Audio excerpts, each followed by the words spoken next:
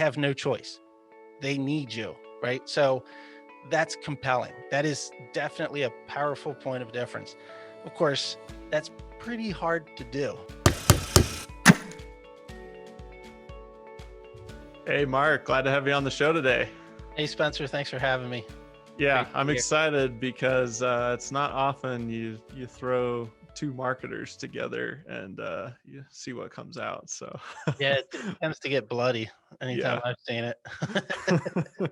yeah, we'll try to keep the blood to a minimum. But Yeah. yeah, I know you and I have many things that we think similarly on, but we also have our differences. And As there's not necessarily a right or wrong answer all the time. So it's good to no, have different viewpoints. I'm usually right though, but Well, sure. Yeah. I mean, you are the guest, so you better be right. So, uh, yeah. yeah. Well, I guess to kick things off, how'd you even get into marketing? Yeah, it's funny because um I never graduated college. I'm one of the guys that go to college because you're supposed to, and I didn't know what I wanted to do. So I just took the basic normal stuff, and I took a bunch of the courses that interested me as well. Like I always was fascinated with human psychology and the brain and what makes us tick. So I took lots of psych courses and actually declared psychology my major ultimately. But I also took tons of creative courses, creative writing, and all that kind of stuff. But at the end, I was just going through the motions of just accumulating credits, and I didn't know what I was really going to do. Then I met my wife to be and just stopped going because I just didn't have a direction in what I was doing. But um, one day it hit me. I got on I proposed to my wife. I was just waiting tables and stuff. She's like, "You got to get a real job." So I ended up. That's when I started in like the construction industry because I got a job at 84 Lumber, and I started on the builder side of things and started meeting a lot of remodelers and a lot of home builders. And they were always complaining about marketing and they need leads and stuff. And it just kind of started to, the light bulb went off to me. It's like, man, geez, I love psychology. I love what makes people tick, and I love arts and writing. And you just described a marketer. you Yep. know, I should have done that. So that's how I got into it. I started doing it, and I started doing it as like a side hustle, um, for some guys that would come in to the lumber yard, to pick up their stuff, and I'd start to pick up some, moonlighting basically, and it just took off from there. And then the rest is history, as they say. Yeah, yeah. Well, that's cool. Yeah, and it's funny because I think a lot of times people don't think psychology and marketing, but I mean, it's that background is huge. I mean, that really probably set you at an advantage versus a lot of other people that get into marketing. Yeah, it's I anytime I encounter anyone that's asking me questions about marketing or how I got started, or we hire somebody new on our team that comes in, I it's requisite reading. They got to listen to Robert Cialdini's influence. You know, Yeah. I think that's I think that's a requirement if anybody that wants to be in this field. Um, he's a PhD, and it's just great stuff. I think all marketers should read that. Yeah, yeah, he's got some really good stuff. Yeah.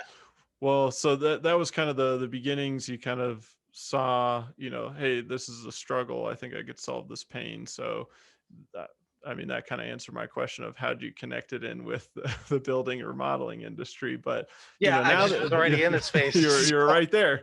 Um, but I'm curious, because now you fast forward to today, you guys at Remodelers Advantage, like you see hundreds, if not more, remodeling companies. And I know a lot of people reach out to you like for marketing advice and, website consultation, or can you give us some feedback? You've seen the gamut. So what are the big like no-nos people are making on the marketing side? And it can be website related, but it doesn't have to be. yeah, I mean, well, if this is a 3-hour show, we can really dig into the website stuff. All right. Um, Well, I'll clear my schedule. Let's do but it. it's funny. It's one of the biggest mistakes. I actually cite it in my book, and that's the marketing plan or lack thereof. And like you said, we have a lot of people, and for us, we have a lot of members that reach out to me saying, "Hey, would you mind just taking a quick peek at this?" And hey, take a look at my marketing plan. And the number one mistake I see is that the vast majority of quote unquote marketing plans that are sent to me aren't marketing plans; they're marketing budgets. Yeah, it's just a Mm, list of tactics with dollar amounts next to it, and that's how they go into it. And that's not a plan. It's literally just a marketing budget. In the book, I kind of go through that process, and step 4 is the marketing budget. So there's 3 steps they skipped, you know, yep, that before they makes a got lot of to sense. where they should have been. Yeah, But but tactics are so fun, it's the just fun part, right? But it's funny because I've said actually I just said it the other day to someone. You would you would never go into. Could you imagine if the United States was getting involved in a conflict overseas and it was like, okay, what's our plan, General? Well, bullets, $600,000, landmines, $40 million, and paratrooper deployment, $13 million. We good? You know, it's like, you know what? I want to get out of the military. I'm not going. You guys don't yeah, know for what the heck sure. you're doing. It's not a marketing plan. It's not a military plan. It's not a plan. So that's probably my number one thing. Websites, I could go on all day. I mean, the biggest mistake really that especially the design build guys or gals do is, design build. They're so pretty focused. Everything's got to be cool and elegant and pretty. Yep, So that's pretty. the Yep, number you get one. stuck on pretty. That's the number one thing, man. It's got to look nice, right? And then they end up sacrificing functionality and the purpose that the website's there for, to generate leads. Excuse me, generate leads, capture leads, and well, we can't put that big ugly button there because it's big and ugly. So put it down the footer somewhere. Okay. So what's the website for again? you know, Yep, still in that kind of brochure mindset where it's just right, like, hey, this just needs to look really sharp, and then you right. realize nobody's getting there. Yeah. I would say though it's a mistake if your goal for the website is to generate leads. I mean, for some, it literally is to be a brochure. In which case, yeah, that's fine. Do that. I mean, we have a couple members. They do 3 projects a year. Granted, they're $5 or $6 million projects each, but they do 3 projects a year. You don't need a lead generating machine for a website. He doesn't need to get 200 leads a month or a week. So for a situation like that, yeah, well, that's the purpose of the website. So actually, that's one of the first things I ask if somebody asks me to look at the website. It's, well, what's the goal of it? What's its purpose? Is it to drive leads and generate them? Because then I'll look at it with this critical eye. Is it after they've already contacted you and they're a prospect that you send it there? Well, then I'll look at it with that critical eye. So Yeah, that's a really good point, and it goes back to your first point, which is what's the plan, what's the goal, and right, then determining the tactics from there. So right, yeah, but yeah, and I guess in that instance where you just need maybe a couple of projects a year or something like that, I could definitely see where that's the case. Are there other scenarios where you feel like the website doesn't need to be or shouldn't be a lead generation machine, or do you think that the bulk of companies it should be? I think the bulk of companies it should be, and really, even you still could make a case for the companies that only need a handful of leads annually. That you might as well build a good site because you don't know what's going to happen in the future. The thing with marketing is you can't just flip a switch one day, as you know, Spencer, and just start the lead game. Like you got to build credibility, you got to build link juice and all that happy stuff. So um, you might as well do it even if you don't necessarily need it today, because who knows what's going to happen in 5 years, So Yeah, things might yeah. change. Well, let's talk about that for a second, because I do feel like people get really busy, so marketing kind of just gets pushed to the bottom, or you kind of forget to do some of the items on the list, the tactics. Um, why doesn't that work? Why can't you turn it off, turn it on? Yeah, just because it takes.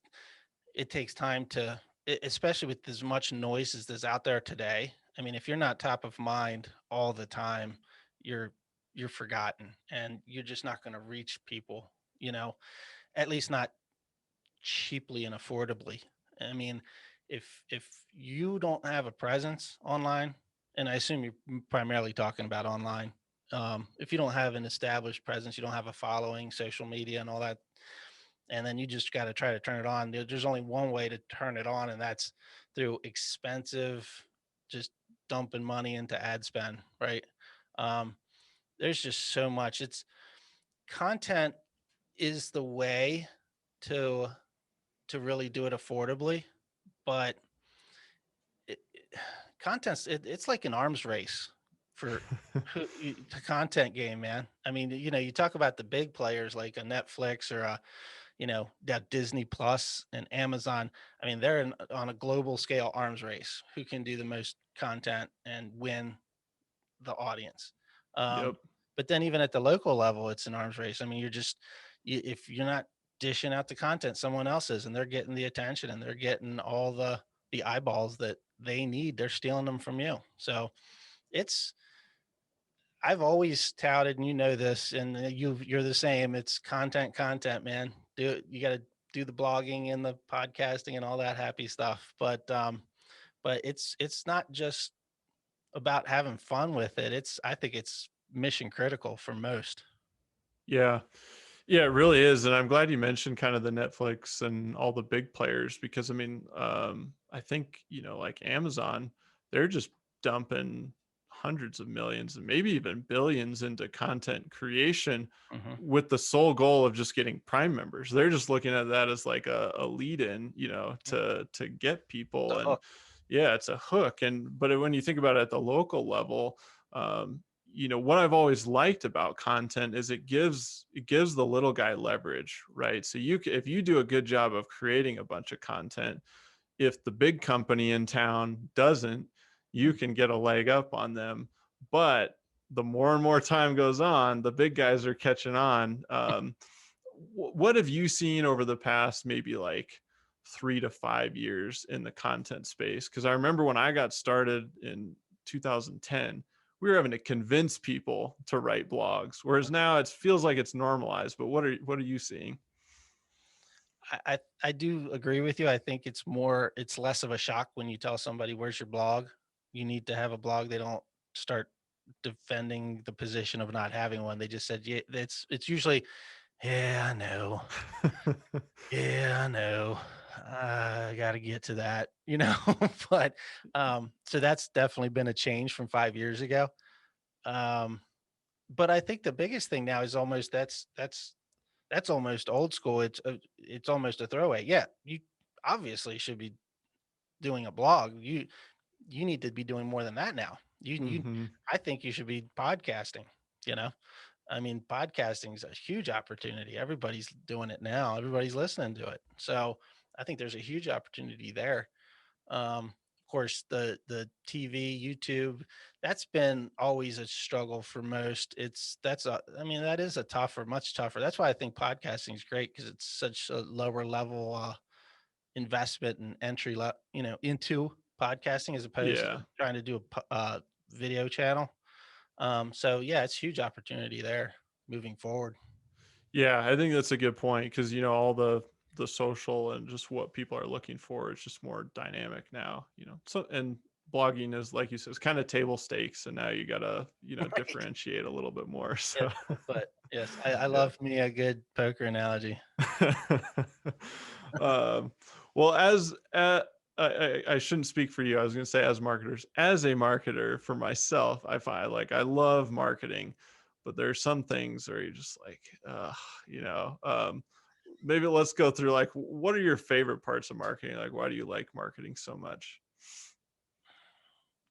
I, I'm I'm the high I, for those that are like in the disc world, and I'm IS, and I'm just all about the big ideas. I love big ideas. I love solving problems, and I guess the part of it is getting down in the weeds and executing everything, Actually after I writing the kind of blog. Yeah. right. Actually, well, I don't even mind so much writing the blog, but it's the literally the okay, post it. You got to go find the pictures for it. Okay, you gotta okay, make sure it's shared on all the social channels. And okay, that's it's just really the monotony of it. Those things that doesn't do it for me. I like the big stuff, the creative stuff, and problem solving, and of course seeing results at the end, good results and bad results. I like the bad results as much as the good results because they're so fascinating. There's so much to learn. When something fails, you're just like, wow, why? I just did something so close to similar to that and it just boomed. And then that's kind of my psychology part coming out. It's like, well, what was the difference there? What was the fly in the ointment? Why did this work? I only changed such a small component. It failed miserably. It's to me that fascinates me. It's so cool to kind of dig into it and see what's going on. So those Yeah. are kind of my likes and dislikes. Yeah, and on the flip side of what you just said, if you've had some failures, you could just be one small tweak away of something doing really well. So Totally. don't give up. Absolutely. Yeah, for sure. Yeah. It's funny. Yeah, it's funny you mentioned that because one of the biggest things you talked about earlier was just consistency, and you can't turn it off, turn it on. But that's also one of those like challenging parts of just, sticking with it. Yeah. Yeah. But Um, if I had my choice, I'd have a team of people below me so I could just, kind of like yeah. Picard, make it so. Yeah, Just just go. throw the ideas at him like, Here let's you go. try this. You Right. figure out the details. Yeah. Well, you mentioned the book earlier, and I know that was something that you worked really hard on. Why did you decide to write a book, and maybe share with people the title and how you came to that?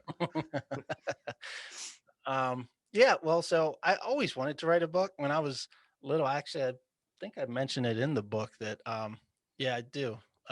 When I was younger, I thought I'm going to be a science fiction writer. So I always wanted to be a writer. The science fiction part didn't play out for me, but Hey, you still got time. You still got I still time. got time. There's an alien thing in my head that I might have to explore. No, but I always wanted to, and I actually made it a New Year's resolution 2020. I thought, you know what, 2020 sounds like a great year. How about that for Jokes on you, Mark. yeah, right? I know. And I thought, okay, 2020, it's just kind of a cool year. It's like vision is 2020. This is gonna be my New Year's resolution. I'm gonna write that book that I've always said I'm gonna write. So so yeah, I just started cranking and I thought it was gonna take me a year plus to do it. But then that pandemic hit and I was trapped in my house.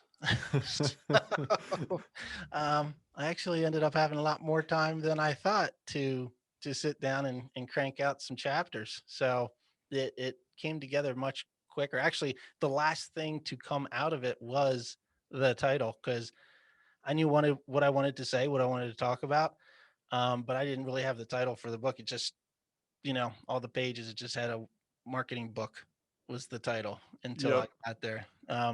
But then I finally ended up with Lobster on a Cheese Plate, how to stand out, attract the best clients, and win every sale that comes your way. But I like it. lobster, Yeah. lobster on a cheese plate, it's like I say in the introduction that I ended up going for a MacGuffin. Are you familiar with the term MacGuffin?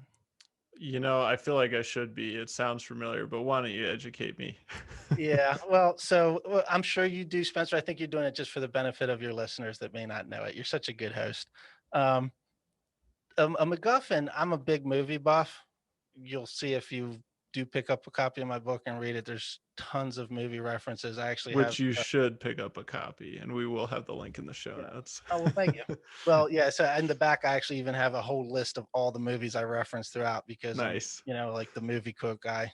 Um, but a MacGuffin is a plot device in film that really has nothing to do with the story itself. It just gets the action going. So the briefcase in Pulp Fiction is a MacGuffin. It's the kind of Hmm. thing that everybody's doing something with, but it has nothing to do with the story, really.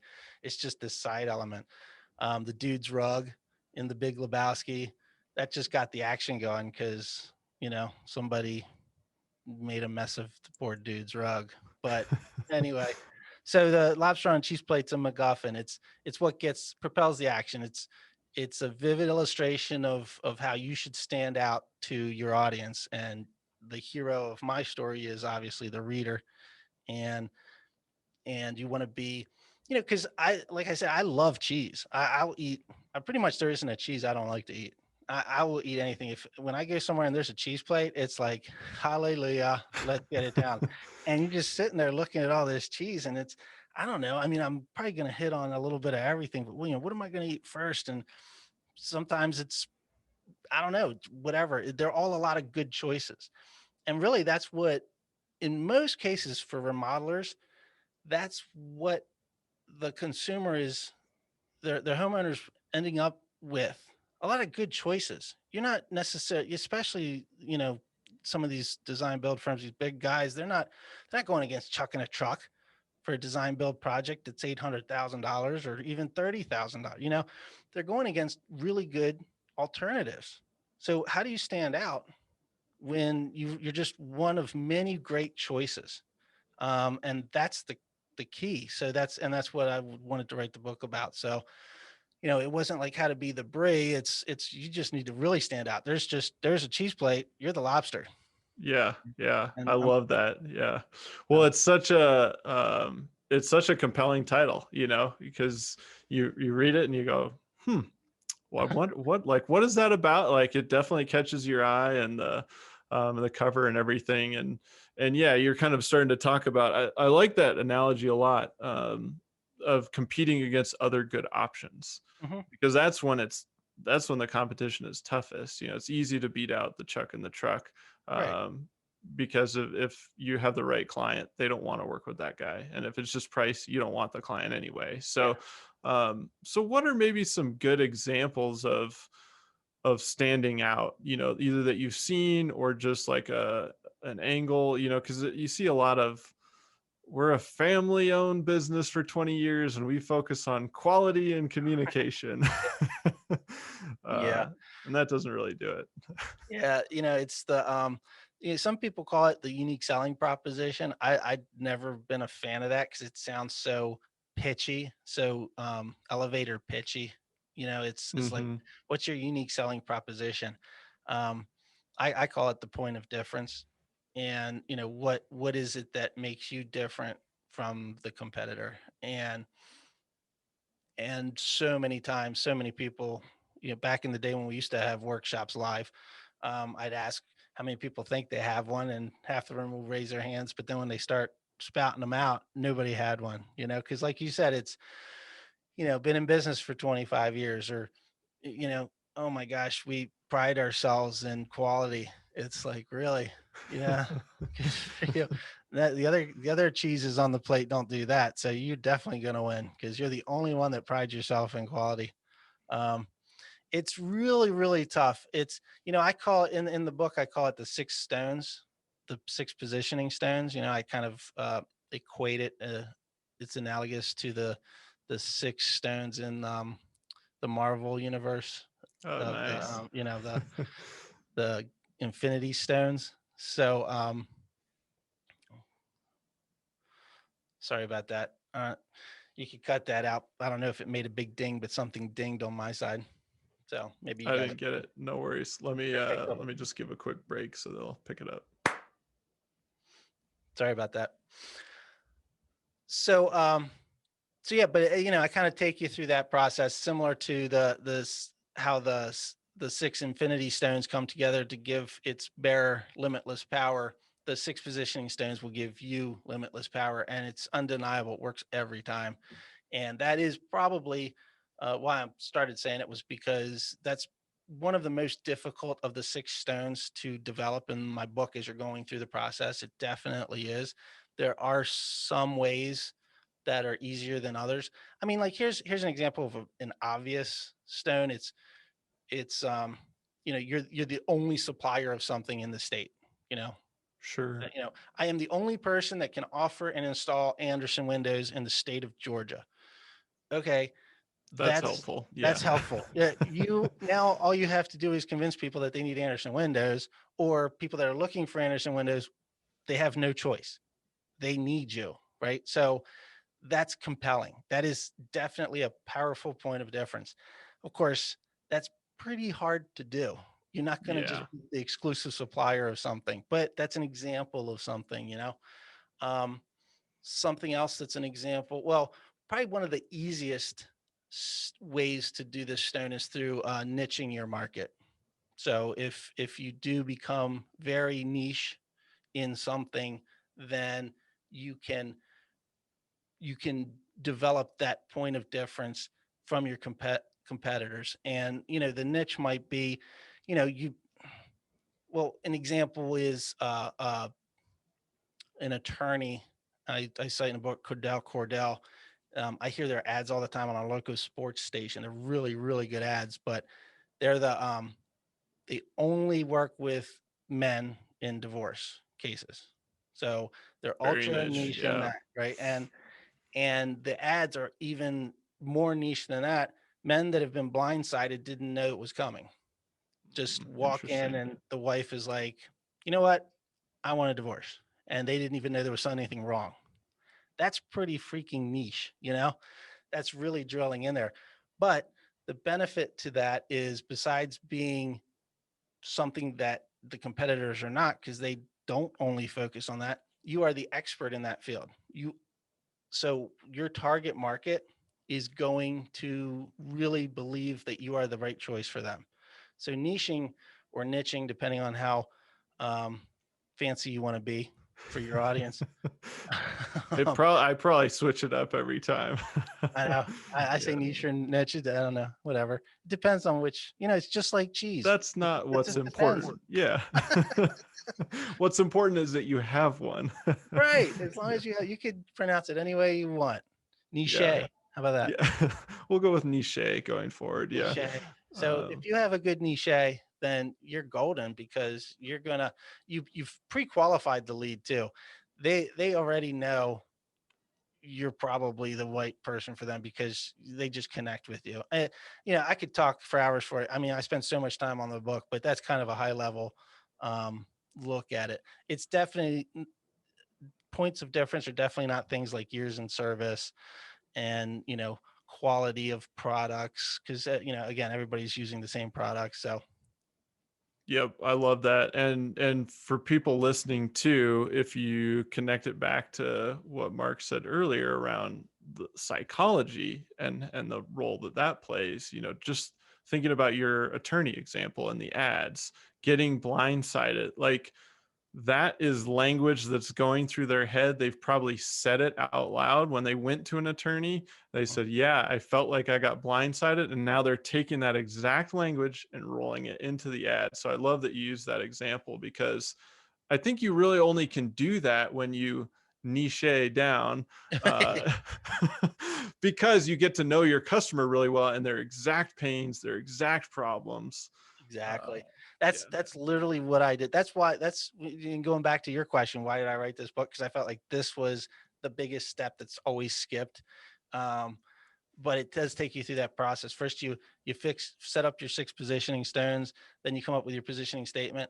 Then from there, now you are equipped, and you're able to go into the next part of the book, which is messaging and getting that message out.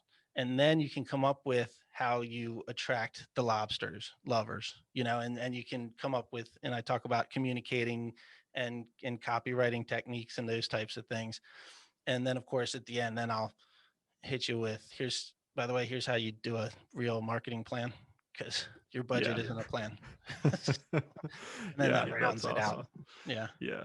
Well, and you can see too that Mark and their company practice what they preach, because they're remodelers advantage and not some like generic term, Right. targeting every type of business. And so, yeah. uh, Exactly. no, Niche. that's awesome. Yeah. Yeah. Niche down. Uh, Maybe we should. I wish we could like hashtag and get that trending, but it's spelled the same way, so nobody will Yeah. ever know. No, nobody will ever know. Well, no, that's all Yeah, that well, matters, that's right? yeah. We're having Yeah, fun. our Everyone own else is like, side oh, show. next podcast. Yeah. Well, let's shift gears a little bit because I'm always curious to hear from people on like trends and kind of the future, um, especially in social. But we don't have to go down that path. But whenever something like TikTok starts taking the world by storm, as a marketer and even a digital marketer, I oftentimes am like, oh, another, I got to figure out another platform. So I guess question one is like, do you see anything on the horizon, just global trends that you think, remodelers should be paying attention to? You kind of mentioned podcasting earlier. Yeah. Um, and then, yeah, maybe we'll start there and see where that goes. Well, I tell you, Spencer, you're funny because as I said, I went into 2020 thinking, hey, this is going to be one good year. So my ability to predict the future is very, very much not on par with what I think you're expecting right now. Well, I feel like you had a big miss. You're due for I'm a due for hit. a big one. Okay, Don't that's doubt what yourself. that's what degenerate gamblers think all of the time. Yeah. I know I've been Yeah. playing roulette for 4 hours, but it's gonna come. It's gonna Hang be back this now. time. Yeah. Okay, well, so I think this internet thing is a total fad, and you don't need a website. How Don't did waste you get your time on the on that. show, Kyle?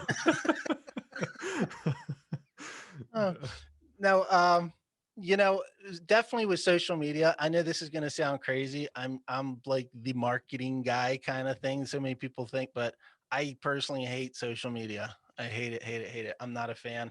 I don't use it personally. Anytime I do use it, it's because of um, work. It's for marketing purposes. So I'm not a fan. And I mean, like Instagram, I struggled getting on board with that. Apparently, it kind of got big. So Something happened there. Yeah. something happened there. But you know, I just, I'm not the right guy for that. TikTok, I'm completely clueless on. But that's the thing. I don't need to know everything about everything, right? And neither do you, and neither does any listener out there, because it's impossible. You can't be an expert in everything. And so I have people that work below me that can do it, that support me, that they can do the stuff for me. And if I don't have anybody in house, I can always outsource to professionals that focus only on that. Again, a niche, right?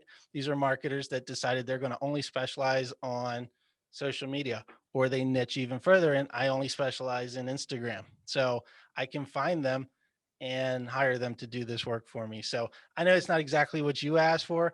I went off on a tangent there. I sorry about that, but I It's all couldn't good. Yeah. possibly know the next big thing. I don't even know the big things that are happening now in social. So It feels like it's still a little bit the Wild West, because it just it keeps totally changing is. all the time. And yeah, there's no telling if something's really going to take off. And then is the application for our industry there? That's always my question. I'm going like, yeah, TikTok, well, maybe not, and I think that is what's challenging about marketing today is knowing where to put those dollars. So if somebody's got limited budget, how do you choose? I guess maybe that's the question. Like, how do you choose where to experiment or when? And then, like, are there safer places to put those dollars or kind of like tried and true? Or Right. is it just all testing? So I don't know if you have any thoughts around that. Yeah. Well, so it's funny. Again, with the newer stuff, it gets a little trickier because it's the platform itself is still finding its base. Yeah. But again, if you've gone through the process of establishing your positioning statement and identifying your target, then you just need to do a little research and say, where is my target playing? You know, and if they are on some new platform, then go there. If they're not, don't go there. You're wasting your time. Follow the leads, follow your target. Don't follow everybody, follow your target and just do the research and find out where they play. And that's where you should be playing. Yeah. Super solid advice. And yeah, I mean, for those listening, you should go pick up the book because I'm sure you talk about how to attract more of the lobsters if that's who your target is. Absolutely. I get into all kinds of good stuff. And I even spend quite a bit of time talking about referral and word of mouth marketing, which is something that a lot of, I think, remodelers kind of lean on a little bit. What do you think? Yeah, just a little bit. Yeah. A little? You were there? Yeah, yeah. Well, let's before let's kind of piggyback off of that, because I think most of them rely very heavily on referrals and word of mouth. When it comes to actual like dollars in ad spend, is there a general percentage of revenue, or like that's a good benchmark that people should be thinking about in terms of just overall marketing budget? Yeah, well, so from our, just because we have so many members and they submit their the data and analytics to us, and for their roundtables meetings, um, we do aggregate that, and really that the average is going to be around to 2.5 to 3% is an average And of that's what revenue. people are actually spending. That's what they budget to spend, That's what they and budget. and and it's what they're budgeting to spend based on their revenue goal, not their last year's budget. I mean, if you're a $2 million company, you're going to go to 3 million. Well, you need to spend that 2.5% on the 3 million that you're going to be, not the 2 million that you were. I'm So it's so glad you said that. Yeah. 2.5 to 3% of where you're going. Now, that's the average. There are some firms that are like in the 5 to 6% range. There are some that, I'm not a fan of it, but they're in the 1% um, play area down there. So there's different reasons for that. The 5 to 6, sometimes you might be typically 2 to 3%, but this is going to be a big growth year. You're going to make a big jump. Or there's a big player making a move into your area. Maybe a franchise is expanding, and so we got to kind of nip this in the bud. So we're going to increase our marketing spend this year and make some hay. So there's different reasons for that, but yeah, 2.5 3% typically. Yeah. Well, I'm glad you made the note about, when you're going into the next year, that percentage needs to be based on what you're trying to achieve. Right. Otherwise, it's going to get you what you got the last year. So I think that's a good point. Before we get to our last segment of the show, Mark, if people want to learn more about you and Remodeler's Advantage, or pick up a copy of the book, like what's a good way to connect with you or learn more? Yeah, well, remodelersadvantage.com is where you can find all about Remodelers Advantage Roundtables, which is our peer advisory program, and all of our workshops. And we have master classes and strategic action groups. Um, and of course, we have one-on-one consulting. We have awesome consultants that they do one-on-one consulting. They can do on sites for those that are comfortable with it, or when things open up again, and they're doing a lot of virtual stuff. So anything to help improve your business and light your path to greater success, as our mission statement says. So you can find all that at remodelersadvantage.com. And the book, you can go to Amazon. You can find it on the website as well, remodelersadvantage.com, but you can just search for it on Amazon. Make sure you write "Lobster on a Cheese Plate" book, or you might get some lobster crackers or cheese. Mixing in with the food category. Right. The only downside to having such a cute title, but I tell you one thing: it's the only marketing book out there that's mixed up with recipe books.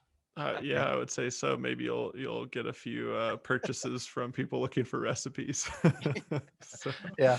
yeah, no, I would definitely hop over to remodelersadvantage.com, but definitely pick up a copy of the book. Mark has been doing this a long time. He and I go way back, and he knows his stuff. That is for sure. All right, Mark. Well, let's head into the last segment of our show, which is the Fast Five. So I'll hit you with 5 rapid fire questions. Just say whatever comes to mind. Okay. First one is favorite business book and why. Favorite business? Actually, I already mentioned it. Robert Cialdini's Influence. Um, I think it's requisite reading for anybody that wants to do marketing of any capacity. Awesome. Awesome.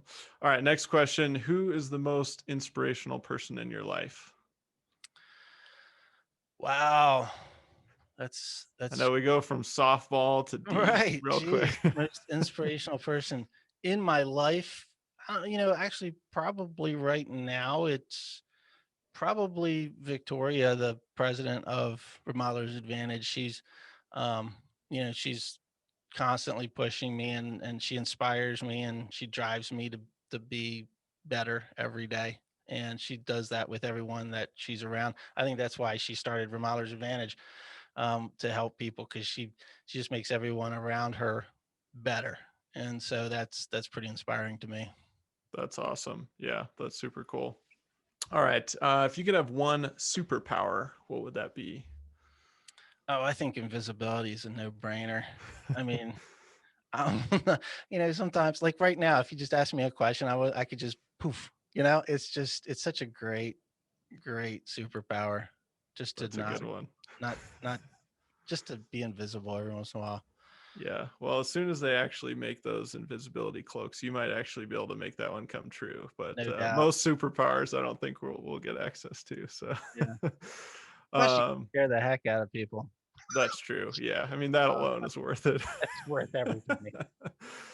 All right, Mark, describe yourself in 3 words. Ooh, in 3 words. That wasn't it, by the way. Fair enough. Um, Warning: spontaneous sarcasm. Awesome. All I don't right. know. How's that? Perfect. Yeah. I mean, I don't know. You'd have to do it. So that's why I Or asked the questions. either that or the movie quote guy. Yeah, that's a good one. I could do that.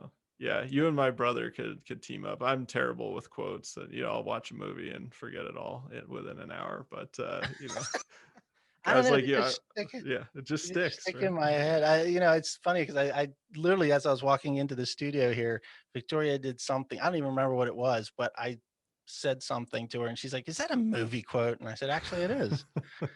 And Yeah. she's like, "I'm so sick of you. You're wasting so much brain power on that." And I said, it just sticks. I don't know. It's just in there, you know? It's like when we're watching a game or something, I'll rattle off like, "Oh yeah, this guy, he's got this percentage of whatever," and she's like, "How do you like? Where do you figure this stuff?" I'm like, "I don't know. Like, I don't choose it. It just stays in there. I wish Right. I could remember like what I need to get to the grocery store, but that's not how it works." Right. Yeah, totally. All right, final question for you, Mark. If you could leave our listeners with one piece of advice, what would that be? Oh, wow.